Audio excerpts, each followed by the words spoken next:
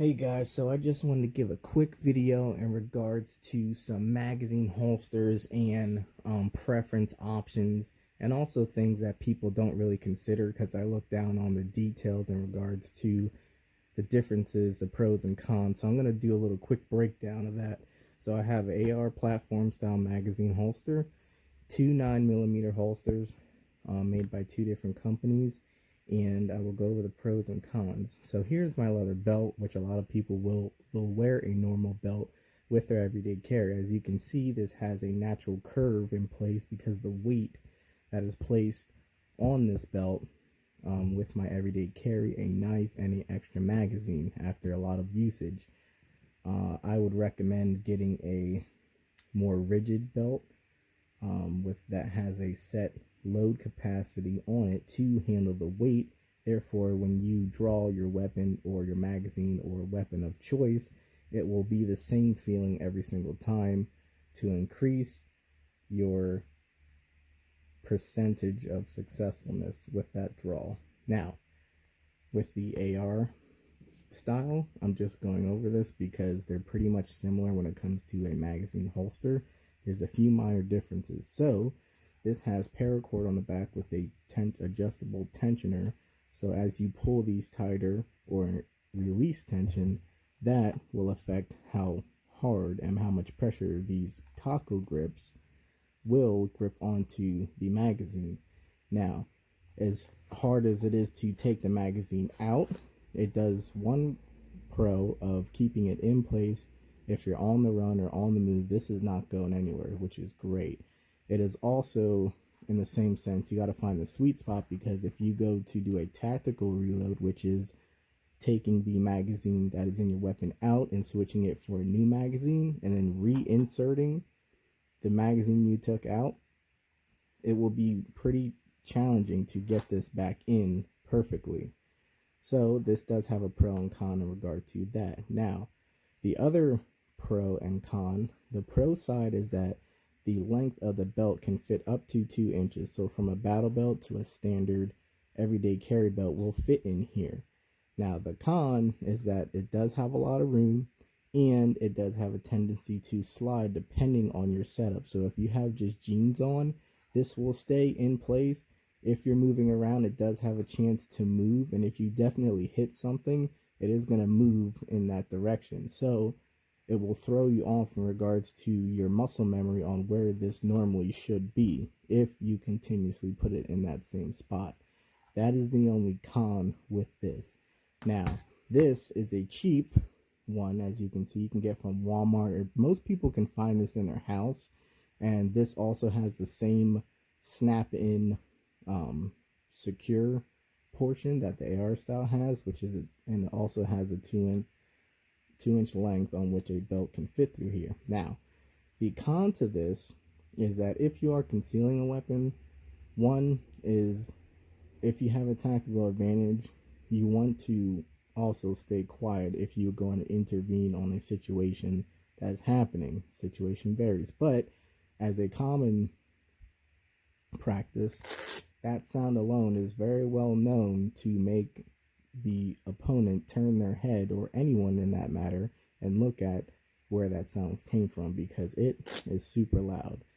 I personally do not like that. I prefer something a lot more quieter. The other part of that is, if you take regular holsters, whether it be for a flashlight or a magazine with this style of material, it does not sit in the same spot. It does have a tendency to shift and move around.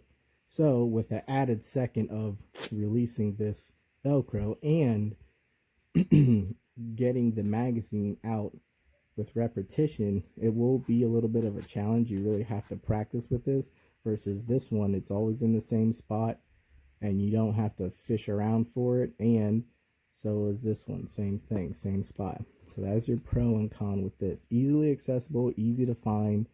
The only you can fit a lot of belt types in here, and it's cheap. So we come to our last one, which is our M&P Shield 9mm. They don't make too many and of holsters, but I found one that was pretty decent, and I do like it so far. Now, the best when it comes to any holster, I've always liked the metal retention only because it does sit in the same spot on the belt and doesn't move at all. The other part is that it's more durable. The plastic is durable too. I think the metal just lasts a lot longer, especially in elemental weather. Also, this is reversible, as those two are as well. And the only part that I dislike about this, I don't like the design because I can't fit two side by side. They'll be spaced apart.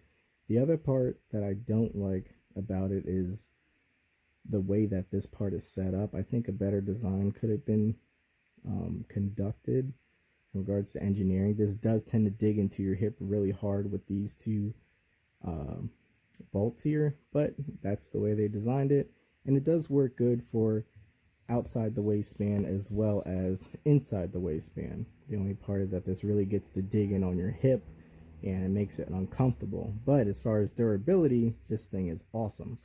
And this is made by the company DFW Holster Company. You can look that up on Google. Again, this is a 9mm M&P Shield. So in regards to choosing, even if it were just a handgun holster, I would always go for metal, and I would go for the metal retention. And most of the times when they do make these, they are really, really durable. They do cost a little bit more, probably around the $15 range, maybe even up to $20, but you know you're getting your consistent draw every single time. It is silent. And you know that where you place this on your belt, it's not going anywhere. And I did do a couple operation tests with this in regards to even having it on my my hand pocket, just on an angle like this, to see if the magazine would come out if I'm rolling or turning or anything like that. It stayed in place. It even got to the point where grass was caught up underneath. That's how well they made this, which is pretty sweet. Now, in regards to this testing, this one, it works. I did a video just on dry firing, and that second does matter in regards to flipping the Velcro up and then taking the magazine out. I would prefer to have it easily, readily available, just the same as this one. So ultimately, they do all have their pros and cons, but I would always go with something that's metal, or it can be plastic or a cloth like this. It just depends what company makes it, and unfortunately you can't really test the equipment out until you get it in your hand. So therefore I made this video to give you guys a couple tips on what to look for in regards to what's comfortable, what you're going to use it for, and how it feels on your person, and little other tips such as how when you're using this magazine or when you're going to switch magazines, how easy it is to put it back. This one will be the easiest out of all of them just because the tension is on the outside here. So you can slip this in and out all day, versus here you have to lift this up, and here the tension goes both ways during the exit and entry of a magazine. So that's all I got. Hope you guys enjoyed it. Stay hard and keep doing what you guys do. Thanks. Bye.